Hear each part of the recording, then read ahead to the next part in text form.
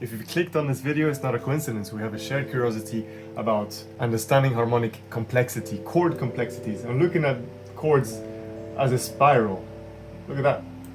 You know, the ways I decided to have a bit of fun during my PhD data collections period is speaking to ChatGPT, watching YouTube, gym, eating. Otherwise, it's been full on with participants deploying the study, doing a bit of code, getting the data, running around. And so I was just reading this article called Harmonic Structure Predicts the Enjoyment of Uplifting Trance Music. And what they mean by uplifting trance music is, this is it, all the uplifting trance music used. So for instance, it literally is trance music. Damn. So this study was looking at what's the most pleasurable amount of harmonic changes in uplifting trance song. And turns out, if you want the answer, it's this type of chord.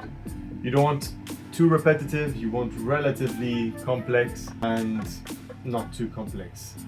Look, this is one of the better mathematical tools that they use. The cloud momentum is based on this theory of how tones are related. It seems like there is sort of a cycle of fifths spiral upwards. And then what you do is you take a chord, this is a chord, 3 notes, and you compare it to the subsequent chord and look at the center of the triangle and compare each. And the closer they are, the more tension this chord and the more complex. So if you're curious about what's the most pleasant or moderately complex harmonic structure, which has been rated as the most enjoyable complexity of harmonic structures, it's a sequence of, these are 30-second snippets by the way.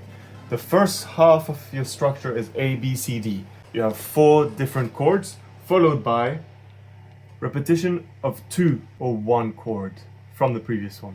And here it was B, C, D, B, for instance. And the actual ordering is not important, but as long as you come back to those, it seems to be moderately complex. Basically, you have one of the chords that's not there, A, but you scramble the other ones, B, C, D.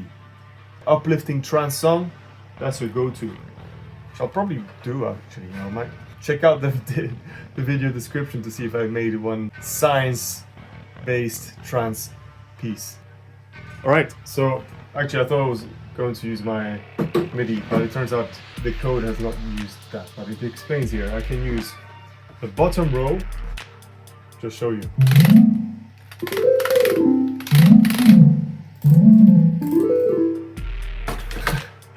I've already created a chord there. So I did a random try here, which is quite close to each other. I see it's C, D, F. Next chord is gonna be, it's A dominant. Do we not have the, woo, look at that, bam. Octaves shown, we can reduce the amount of octaves, radius, the triangle is staying there, that's fine. I think it's an improvisation.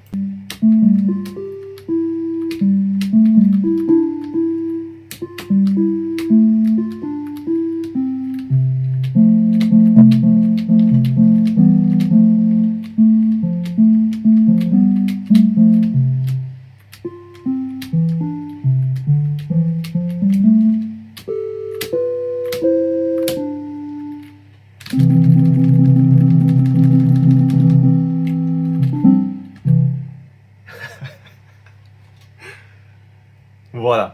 Look at that, my spider web. And well, it can improve its code. It probably could ask it to do more code, but I just can't be bothered to continue. Pretty cool that ChatGPT does this. If you're interested in seeing more of this, actually, there you go, share. I'm gonna put it in the video description down below. If you want to play around with it, do let me know what you do with it. And here is my spider web. Things that can improve are making it look like the, you get to look at subsequent dotted lines. I think in the first iteration I had it, but not this time. Thank you for watching this. Make sure to check out my podcast about music science, where I discuss with scientists, philosophers, artists, and musicians about music science and therapy. I also have other videos, so make sure to subscribe, like, comment, anything you find interesting, and I'll see you very soon.